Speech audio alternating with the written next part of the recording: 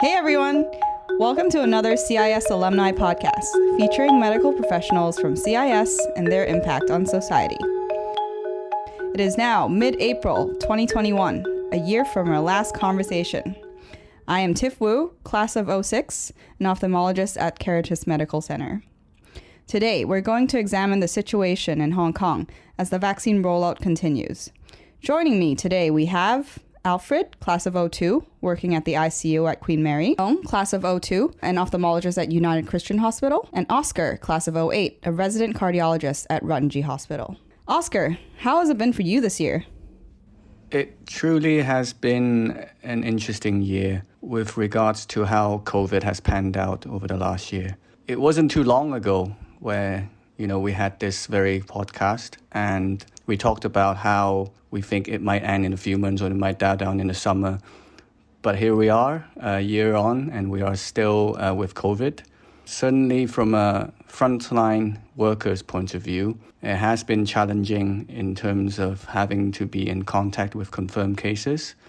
The anxiety associated with that, as well as the fear of possibly bringing that infection home to your friends and family as well. And I know Alfred has also been working in the front line as well. And going back to the very first podcast, he did mention something about having to stay apart from his wife if he has contact with confirmed cases. And I just wondered how that had been for Alfred. Yeah, I did mention last time that was the plan. And unfortunately, it did happen. So it was one of the waves that we were really hit hard by the COVID patients. And I remember clearly that week that I think there was 3 patients in a row that I had the chance to intubate on a Monday, on a Wednesday, and a Thursday. So that was the week that I actually booked into a hotel and I stayed away from everyone for, I think it was a 9-day stretch. And over the past year, I think not only has COVID patients been affected, I think a lot of the non-COVID patients have been severely affected as well, especially in my unit when, of course, I'm in the intensive care and patients, they deteriorate quite often. And we actually had to use Zoom conferences for them to say their last words to the family members who were passing away.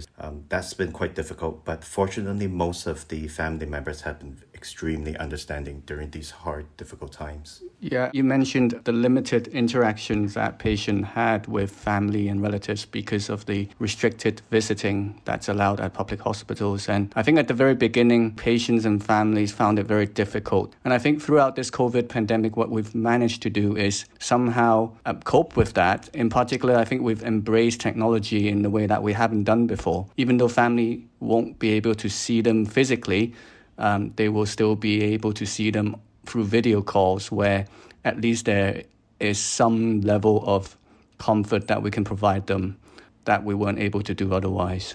Right. Jen, congratulations on your recent promotion and your newborn baby Phoebe since we last spoke. Can you tell us a little bit about how it's been for you this year as a pregnant doctor working in the hospital authority with small children at home? I was lucky that I was able to take extended maternity leave. So I went back to work in October and got thrown straight back into the deep end with regards to work. As an ophthalmologist in the public sector, a lot of our work is outpatient based. But in terms of the impact of COVID, it really was quite profound. I absolutely agree. My hospital, like most others you guys are in, had to cancel a lot of elective surgeries to save hospital beds for COVID patients. I mean, lines were already 2 years and these waiting times are even longer now. And we also, of course, had to change our personal habits and behaviors, especially you with 2 small children at home. Well, since going back to work, as I'm sure we've all started doing now, maybe before the pandemic started, we might have gone to work in our own clothes and not needed to worry about taking a shower before we got home or right after we arrived home. But now we definitely change into scrubs as soon as we get to work. Make sure we have clean clothes on before we step through our front door and change our masks regularly and wash our hands as frequently as we can before even thinking about touching our family or our children. And that's a change we also saw in the broader community. I think people in Hong Kong took preventative measures pretty seriously here in Hong Kong, possibly because we all went through SARS together. Looking back a year ago, the rest of the world was debating on whether masks were useful or not. And I think by about April and May, then the evidence came out. This COVID pandemic is going to change the way we see healthcare settings for many, many years to come. I'm very grateful that by and large, the public in Hong Kong have had a very good uptake for wearing surgical masks and making sure to respect social distancing. It seems to have been a lot easier to encourage that in Hong Kong than in other countries around the world. Okay, let's change our focus to the vaccines now. In a nutshell, Hong Kong has purchased 3 vaccines so far. Sinovac, which is an inactivated vaccine, BioNTech, which is an mRNA vaccine, and the Oxford AstraZeneca jab, which is a vaccine that utilizes an adenovirus vector, which, as we record this podcast, has been suspended. Alfred, can you please help us demystify the differences between the 3 different types of vaccines? Thank you, Tiff. So the purpose of a vaccine is to train our immune system such that we are able to fight off a virus or a bacteria if we do encounter it. So in an inactivated vaccine, the pathogen is killed off first, and then it is then injected into our body. In a viral vector vaccine, what happens is that some genetic material of the concerned pathogen is being carried by a virus, which is commonly adenovirus, and our body then recognizes the pathogen and again trains our immune system to fight off the pathogen again. And in terms of the mRNA platform vaccines, the messenger RNA is being injected into our body where our cells take it up. It uses our cells' machinery to replicate such that it produces a spike protein, and then our body recognizes the spike protein to fight against COVID. Thank you, Alfred. That was really helpful. Oscar, maybe you can tell us a little bit about the efficacy and whether there is one vaccine that's more effective than the others based on the current data. It's quite difficult to directly compare vaccine to vaccine, as the studies weren't designed really to study whether one vaccine is more effective than the other.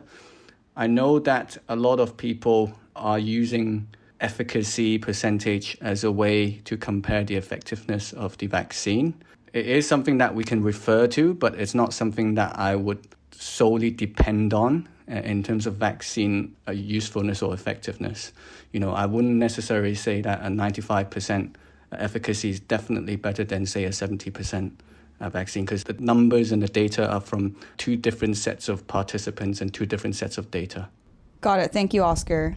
So what is the safety profile like? How likely is it that people will get an anaphylactic shock or facial nerve palsy or some of the other scary reported side effects that are all over the news every day? Is it something that we should be worried about? Based on the 2 vaccines that are available in Hong Kong right now, we have the CoronaVac as well as the Comirnaty, which is the BioNTech vaccine. Majority of the side effects, as reported in the trials, are very, very mild. I personally had my vaccine 2 weeks ago, my first dose, and I had a bit of injection pain in my upper arm. That lasted for about a day or so, and that went away. I feel completely fine. Slightly sort of more uncommon side effects are sort of vomiting, dizziness, tremors, flushing.